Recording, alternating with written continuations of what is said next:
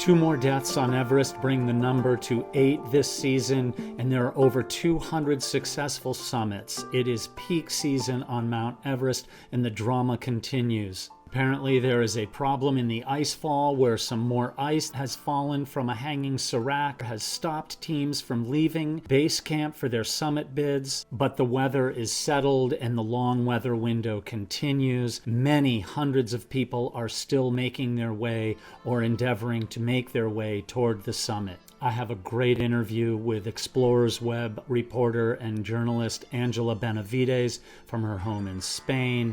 We'll elucidate and elaborate on many of the stories that are taking place on Everest and throughout the Nepal Himalaya. One of the deaths on the mountain was an Indian woman who was endeavoring to become the first and oldest Indian woman, but the first to climb the mountain with a pacemaker. A very interesting story indeed. If it didn't end so horribly, it would be something perhaps we could take some time to comment on. Angela will talk about that.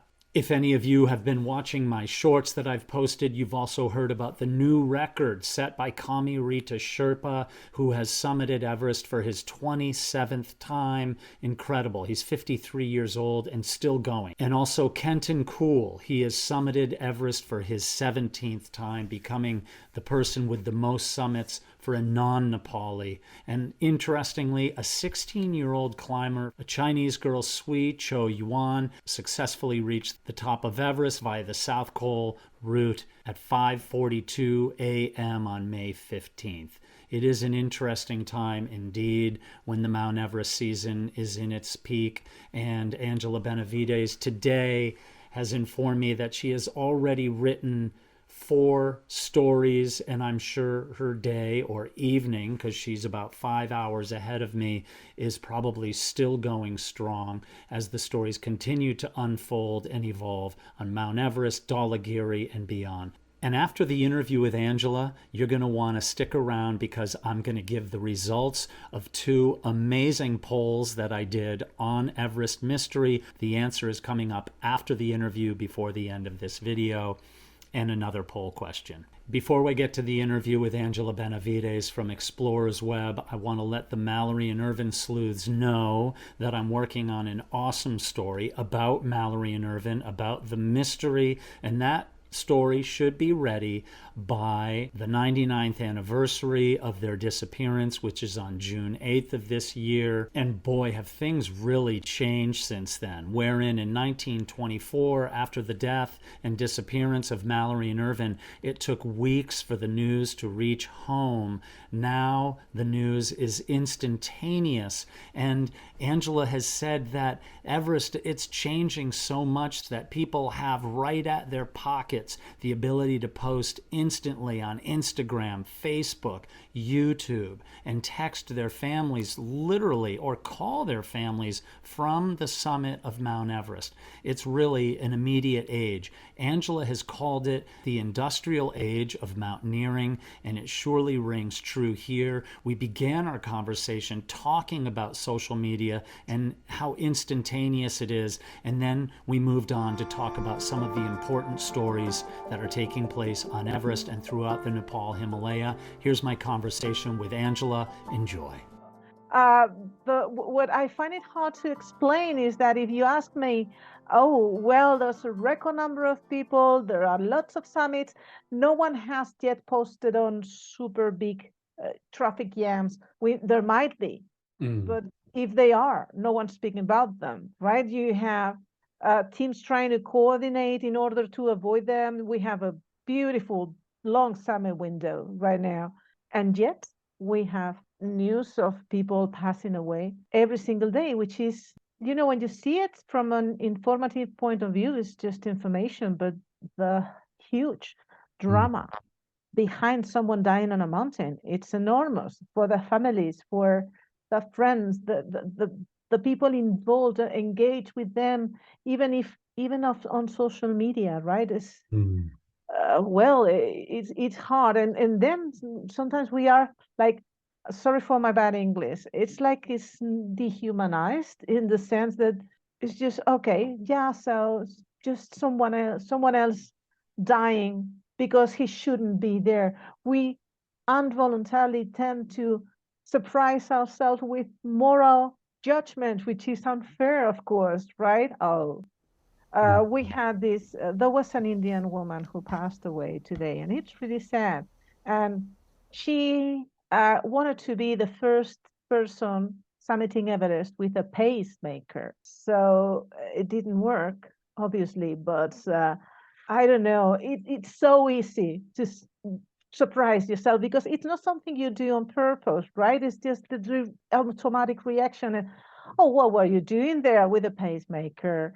Or you shouldn't have been there. Those are moral judgment that we are not really entitled to do. But then we have this day after day. Everest is always under a magnifying glass, no matter what. Mhm. So we put ourselves there willingly and put ourselves in the firing line, so to speak, by promoting our grand adventures on the highest mountain in the world. But you're right. So when somebody dies, it from the outside, it tends to be a statistic. Ooh, this is so interesting. But there's 8 families right now mourning the loss of a loved one, and teams trying to organize and get the information out without having anything incorrect going out. And so you search through the internet. I went, and after that gentleman from Moldova passed away, I think yesterday, I found a picture of him, this wonderful photograph of him excitedly trekking to the Khumbu. And he was just this kind of cool guy going on an adventure, and he's gone now.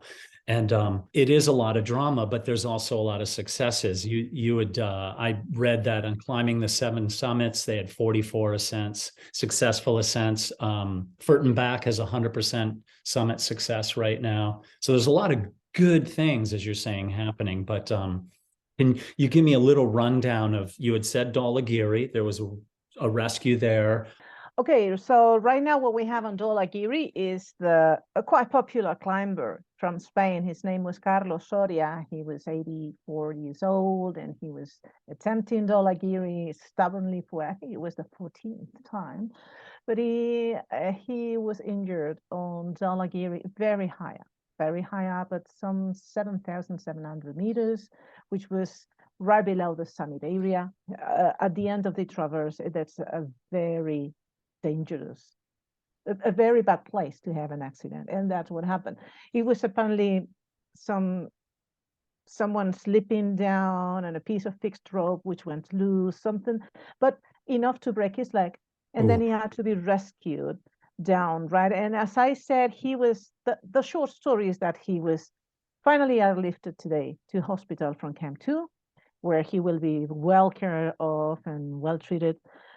But there's a lot of questions lingering there, right? About how do you react to a rescue? Because the fact is that they had to ask for help to 2 police climbers who were already in Kathmandu. They had climbed Dhaulagiri before, and they were in Kathmandu, I guess, planning to go home.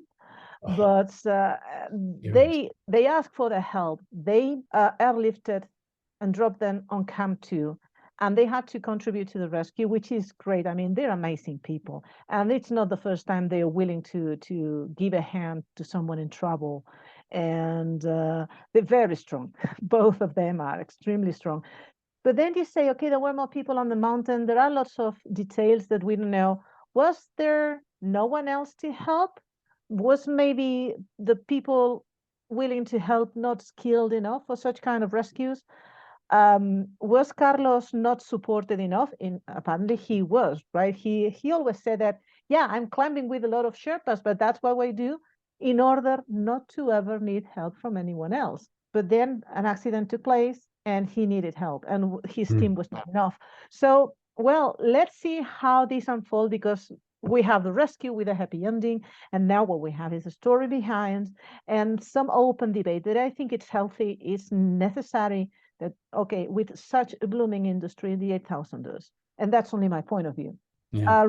There should be a rescue service, as well as there is, the Khumbu Icefall. It's a team specific to open the route on Everest through the Khumbu Icefall. Maybe we need a professional rescue service with really skilled people, well paid, right? Because it's not as simple as asking someone to risk their lives for mountain solidarity, which is great, but well, It's not that simple anymore.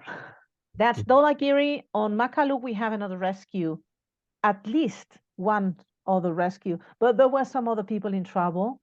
Um, people who was going without oxygen. And here we have another debate open, and also a moral dilemma in which I have to include myself. I'm thinking a lot about that. Sometimes we media, we promote the mountaineering spirit of no oxygen assisted climbs. But then I wonder if some of the downsides of it is that we have people who are risking too much in order to go without oxygen. And they reach the summit, but they're very slow. And eventually on the way down, they cannot just continue.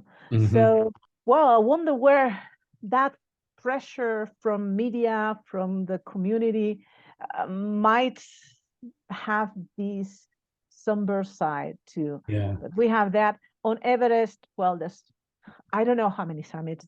I am not able to count them anymore. But we do. We might have a record this year again. There was a record number of permits, and there might well be a record number of summits. Yeah, we have people, the regular guides, as I say, on Everest, they are there every year. They have like 10, 20 summits of Everest because they work there every year. It's like, but it's the Alps, it's like the mountain guides in the Alps or Denali, right? They climb the mountain several times per season, and it's the same on Everest, just at a bigger scale. Yeah. And Kanchenjunga, I'm trying to find out because we have Kristin Harila of Norway there. I'm still gathering some information. So, because though there was a summit push, some people retreated, but then Kristin Harila announced she had summited, and we can see it on her tracker. She is engaged in that record quest of summiting the 48,000 in 6 months. And she's got now 4 of them out of 4 attempts, which is great. But then also we have this debate, right? In the sense that in a time of resetting our priorities, of rethinking what is the meaning of mountaineering, the spirit of adventure, the sport side of it, not better or worse, just in a moment of crisis. That's what I say when we reset everything and we try to understand what's going on right now. Why what does it mean? Like 2,000 people on Everest moving up and down the mountain at the same time. Wow, right? So yeah, that's what I see, and that's why it's exciting. On the one side, there's so much going on. It's strange because everything is like at a bigger scale, more industrial, I have to say, with more people but less valuable information. Angela, thank you so much for your tireless dedication to the stories that are unfolding on Mount Everest and beyond. In the meantime, we'll certainly keep our eyes on the Explorers Web homepage. I'll post that link in the notes and description of this video. If you have enjoyed what you've heard today, I hope you'll take a moment to subscribe to this channel, Everest Mystery, and also click the join button and take a look at the membership. It's a very low entry fee to get in to help support me and the work that I'm doing here. Okay, and now to the answers of the poll. I asked a question as an unabashed fan of Mr. Beast, who on his page asked a question. If someone offered you $10,000, but if you took it, a random person somewhere on planet Earth dies, would you take the $10,000? 22% of the people said yes, and you can make the check out to blank for their name, and then 78% said no way. Interesting to consider that in about 200 votes, that 22% represents more than 40 people who are no longer living because those 40 people would enjoy $10,000. Crazy, right? Okay, the next poll question. What is more dangerous, climbing Mount Everest or driving a car? 72% said easy. Climbing Mount Everest is way more dangerous. And then 28% said, oh, come on, driving a car is definitely more dangerous. Interesting, right? Well, the fact is that generally speaking, you have a 1 in 100 chance of dying if you try to climb Mount Everest. If you leave base camp, that is, going up higher on the mountain. Now, driving a car, you have a 1 in 103% chance if you are driving a car in the United States, which makes the odds for dying about equal. So I guess climbing Mount Everest is more dangerous. Amazing. In the coming days, I'll put some more poll questions up. Thanks for your answers. And if you haven't answered and would like to take part in the poll question, go to the community tab and you can find the poll questions there. And now I think I hear someone singing. Yep, that's it. Thanks for being here. I really appreciate you for taking time out of your day to spend some time on this channel. Have an awesome day. Be well, be kind, take good care of yourselves, and take good care of those people that you love, and do a kind act to somebody you don't know today. It will make you feel better, and it'll make them feel better too. Peace out, my friends.